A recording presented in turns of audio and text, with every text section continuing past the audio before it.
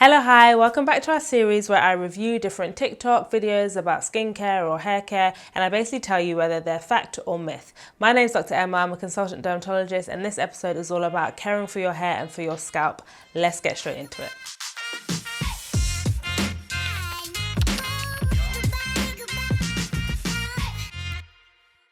PSA. If your scalp is sore, go wash your hair. If your scalp is sore, go wash your hair. It's dirty. Don't put no oil on it. Go wash your hair. Okay, bye. Okay, I must say that this is a really great, straight to the point video that I 100% agree with. I think that a lot of us can actually struggle with a lot of scalp buildup. We use a lot of products on our hair, especially if you're a black woman. You're using gel, you're using leave-in conditioner, you're using all these types of things on your hair that are meant to be focused on your hair strands, but inevitably over time, some of that does get on your scalp. And scalp buildup can actually cause a really sore and irritated scalp, and it can actually make things like dandruff worse. So she is right. If your scalp is sore, I get people asking me all the time, oh, like my scalp is sore, what can I put on it? Don't put anything else on it, go and wash it. And if you're trying to, especially if you're trying to grow your hair, you're trying to have healthy long hair, you can't have healthy hair without a healthy scalp. And your scalp needs to be clean so that it can do what it needs to do. So that is a great video to start with. Thank you very much for that tidbit. Let's get straight into the second one. Psoriasis cannot be cured in one session, but what we can do is relieve it so that your scalp feels better. So this is like, I hate seeing stuff like this, so I will wait until the end of the video until I go into it properly, but this person has scalp psoriasis. They've obviously gone to see some sort of hairdresser or esthetician, and they are scraping the scalp, and that will probably feel like that's the right thing to do. Obviously, when you have scalp psoriasis, you get a buildup of a lot of scale and redness, and it kind of would make sense that if there's a lot of scale on my scalp, I need to peel it off, so I get it, but this is actually the wrong thing to do, and I'll explain a bit more about that and scalp psoriasis at the end, but let's finish watching the video. Right here, look at this. This is a psoriasis patch. It is scales. You cannot rip those off. And this is a little red one. That's what I used to have all throughout my hair. So this is the psoriasis under the microscope. Again, it's patchy. That's not a microscope, by the way. It may be a dermatoscope or a trichoscope, but it's not a microscope. But anyway, let's carry on. You can't remove that one session, but we can relieve Ooh, it this by looks doing nice. all of these things that we do in the bowl. It's incredible. That bit with the waterfall thing, that looks really nice. But anyway, I'll stop interrupting the video. It's the scratchies, it's the relaxation, it's the rubbing and the exfoliating. All of that helps you, as well as this massage part. Now look at her. Oh my God, she's so clean and clear. It's beautiful. Look at the back. That's where it was the worst, and you can't even see it. And now look at this. Boom. Clean scalp. Clean, clean, clean. You can see everything. You can see the blood capillaries. You can see her actual cuticle area down. It's amazing. It's incredible. We can't cure psoriasis, but we can definitely relieve your scalp, the itching. Okay, yeah, I mean, I don't know why she says oh, look, you can see the capillaries. I don't know what that's meant to mean, but anyway, the reason that this is not a good thing to do if you have psoriasis is because, well, anyway, what is psoriasis? Psoriasis is a condition of the skin and the scalp which causes the skin cell turnover to be way too quick. We're not sure exactly what causes it. It's a mixture of genetic and environmental factors. And it's basically when your skin cells are turning over too quickly, you get left with these big plaques of dry, itchy, flaky and scaly skin. And it's, a really difficult condition to treat sometimes. It impacts someone's life massively. It disturbs their sleep. It disturbs the way that they go about their daily activities. So it really is, a huge condition that we treat a lot in dermatology. Now, psoriasis has this weird property, and it's called the Koebner phenomenon, and that means that if you cause an injury to your skin, let's say you cut yourself, you fall over, you get a graze, you then see psoriasis in the cut or in the graze. So it's really strange. Psoriasis is not the only condition that does this. Vitiligo does it as well. A condition called lichen planus does it, but it's called the Koebner phenomenon. Now, what this hairdresser or whatever her role is, what she's doing is a problem, because the fact that she's scraping her scalp means that that scalp is likely to Koebnerize and the psoriasis is likely to get worse. So obviously by the end of the video, it looked like her scalp was really clean and she was like, look, I've done such an amazing job. The problem is the parts of the scalp that weren't affected, because she's now scratched them, that person is likely to get psoriasis in all those different areas as well. So if you have scalp psoriasis, do not be tempted to be really like harsh and use abrasive things to get those plaques off your scalp. You're going to be causing more harm than good. What you do want to do is soak off the scale with some sort of oil, an oil of your choice, and then just very gently lift off the scales with a comb. Don't be rough. You don't want to be scratching your scalp, even though I know it's super tempting. Be very, very gentle. And then once the scales are off, you can then apply your scalp treatment, which would have been prescribed by your GP or your dermatologist. It is important to lift off the scales so that the treatment can actually penetrate the scalp properly, but that is not the way to do it. Let's go to the next video. I cut most of my hair off 2 years ago, and this was my hair at the beginning of the summer. So here are my hair growth tips for length and retention. Before we even get into this video, I do want to say that as a black woman, if you're someone with 4C hair, I know that growing your hair can seem quite like, it just seems hard. It seems like your hair doesn't grow. And I think that that property of our hair in itself means that we're vulnerable to a lot of misinformation, because it feels like a lot of us are really struggling to grow our hair, or we're struggling with breakage or whatever. And it means that a lot of us will just believe any video on the internet. So before we even get into this video, like, I just want to say, don't follow all videos that are like, oh, how to grow your 4C hair. Some of them are just, you know, capitalizing off the fact that we are, you know, almost like a vulnerable group in society that is so keen to just find different ways of growing our hair. But I just wanted to start with that. Let's watch the video. Oils. Protective styles are really good for helping you grow your hair, but if you really want to see real growth, using oils in between hairstyles or even while you have a hairstyle in is the biggest thing. Y'all might not like this one, but the more you change your hair, the more prone you are to breakage. I keep my cornrows in for a really long time in between wigs. Okay, I'm going to stop it there. She spoke about a few different things. The thing about oils, I think, is actually probably good advice, but it's really important to remember that oils are for your hair shafts, they're not for your scalp. A lot of us are putting oils on our scalp, and that's irritating the scalp. You know, like I mentioned before, it's causing product buildup, it's making seborrheic dermatitis and dandruff worse. So oils are for your hair shafts, they're not for your scalp. And yes, oils, butters, you know, thicker moisturizers are important, because any moisture that you put in your hair that is water-based, you should ideally be putting an oil on top to lock in that moisture. Otherwise, it just sort of leaves the hair again. So yeah, that's pretty good advice. What she's now talking about like leaving her cornrows in for long periods of time, I don't agree with, because remember what I said, in order to have healthy hair, you need a healthy scalp. And if you're leaving your cornrows in for like 4 to 6 weeks, then are you washing your scalp? Are you dealing with that product buildup? Some people do wash their hair with their cornrows in. And I think that's fine, as long as you're able to really, you know, get a good wash, even though your cornrows are in. But please don't fall into that trap of, you know, leaving hairstyles in for months and months because you're worried about length retention. Your scalp is not going to be healthy, and then you're not going to be able to grow hair the way that you want to. And I think a lot of us are not washing our hair frequently enough. I recommend that if you have 4C hair, you're washing it every 1 to 2 weeks.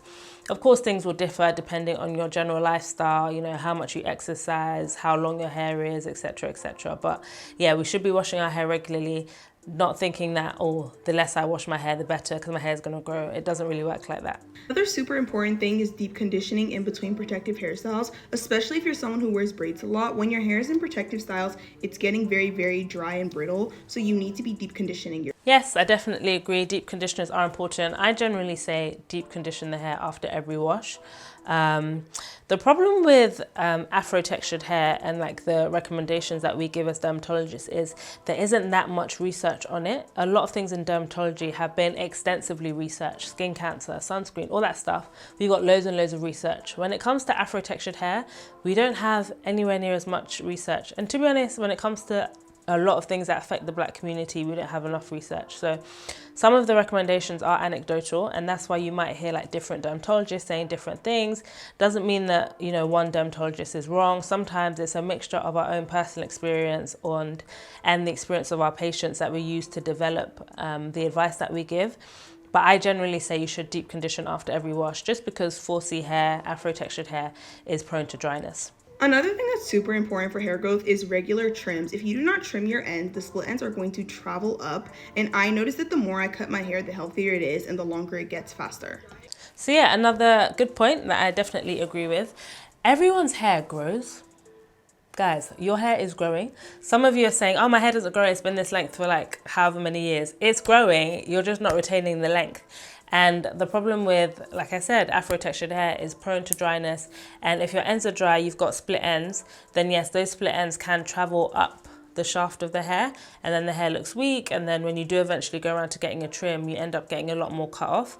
So yeah, doing regular trims, taking off small amounts, just removing split ends at the end can definitely help if you're trying to retain length. So yes, I definitely agree with that point. Your diet is also very important when it comes to your hair length. Making sure that you're taking care of yourself, staying hydrated, and eating quality foods is going to give your body the nutrients it needs to grow healthy hair. And yeah, again, I agree. That was a great video, I think. But yeah, if you are suffering from hair loss, it's really important that you are getting things like your iron checked, your vitamin D checked, you're eating enough protein, because your body needs these nutrients in order to grow hair. Your body is going to prioritize other parts of itself before it prioritizes growing your hair. And if you don't have enough iron, it's not going to be pushing iron to grow your hair. It's going to just reserve the iron it has for keeping your blood cells, for keeping your hemoglobin up. So yeah, if you're struggling with hair loss, you feel like your hair's not growing, probably one of the first things you should do is get some blood tests, check your iron, check your vitamin D,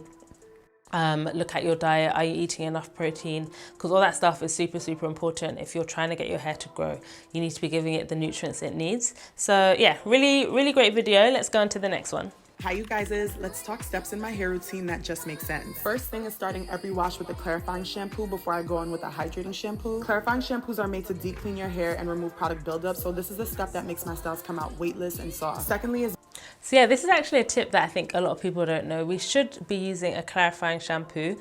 How often you use a clarifying shampoo will depend on your hair type, will depend on what kind of products you put in your hair. You know, not everyone needs to use it once a week.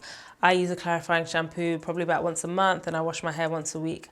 But yes, clarifying shampoos are important. I know that a lot of us have dry hair, so we think that we should only use hydrating shampoos, but the clarifying shampoo is important to actually just remove any excess product and oils. I use quite a bit of shea butter in my hair, and I definitely then need the clarifying shampoo just to lift that off before I then go and put more products on. So yeah, incorporate a clarifying shampoo in your routine if you haven't already, and then just use a hydrating shampoo after that to put the hydration back in your hair. bond building products. Now hear me out. I do not think you need to be someone who uses heat on their hair to benefit from these. The biggest difference I've noticed since incorporating bond building products into my routine is having a smoother hair cuticle, so I have less frizz and my styles come out smoother and shinier. Thirdly is steaming my hair. Again, I have to agree with this. I've been using a bond builder. I actually only really started using bond builders this year, and I agree that my hair is actually smoother. I think it also helps me to retain moisture as well, just using a bond builder, and I don't use that much heat in my hair. So yeah, I actually agree with that. Don't wait until you don't necessarily need to wait until you have heat damage before you start using a bond builder. It might be that, you know, just a regular bond builder once in a while can help with your hair. Like I said, a lot of the things that we recommend for Afro-textured hair, some of it is anecdotal, some of it is just based on personal experience.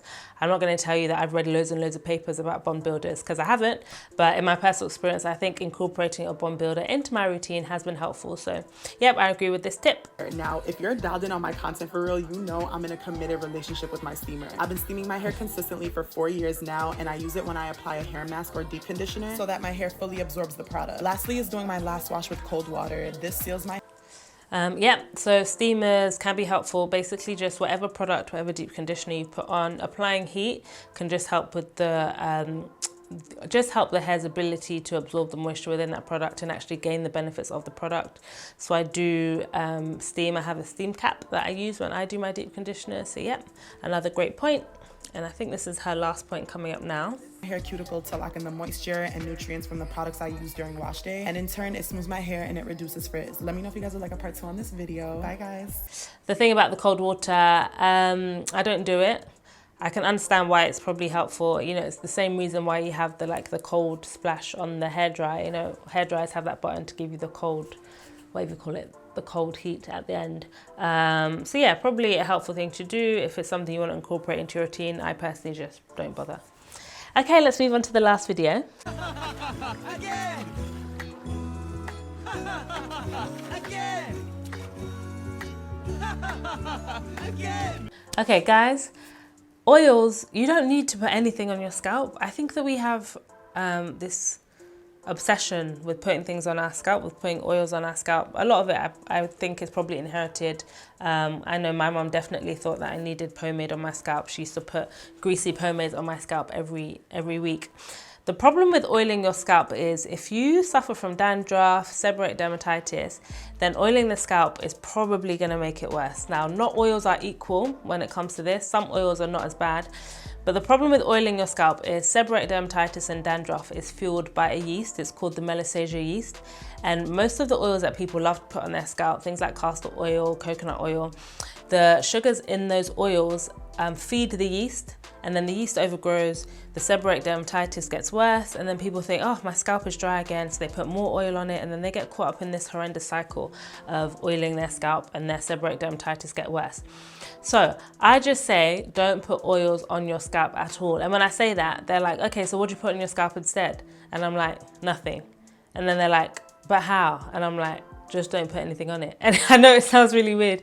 And people were like, well, my scalp is dry. Why are you telling me not to put anything on it? Your scalp produces its own oil called sebum. And that sebum is enough for your scalp. In Afro-textured hair, it's not enough for the hair shaft because our hair is so kinky and curly. You can imagine the sebum that's produced on the scalp struggles to make its way all the way down. So hair oils are definitely helpful for your hair shafts. Same goes with hair greases and pomades and stuff. But in terms of the scalp itself, leave it alone. If you're suffering from like seborrheic dermatitis or dandruff, try to stop oiling your scalp for a while, and I'm pretty sure it will get better. If you don't struggle with those problems and you want to use your hair oil and you feel like it helps your hair grow and you feel like it works for you, then that's totally fine. But if you are struggling with an itchy, flaky scalp, stop oiling it and it'll probably get better. I did mention that not all oils are created equal. For example, tea tree oil can actually be helpful for seborrheic dermatitis, but make sure that you don't use it neat. It needs to be mixed in with a carrier oil, and then make sure you're choosing a good carrier oil, not one that is going to make seborrheic dermatitis worse. But in general, I just think it's safer to just not oil your scalp. Your scalp doesn't need oil, it makes its own. So yeah, I think that's it. We went through 5 different videos about hair and scalp care. Let me know if you agree or disagree with what I've said in the comments. Make sure you're sending me any more videos that you want me to react to, and I'll be back next time with another topic. See you later.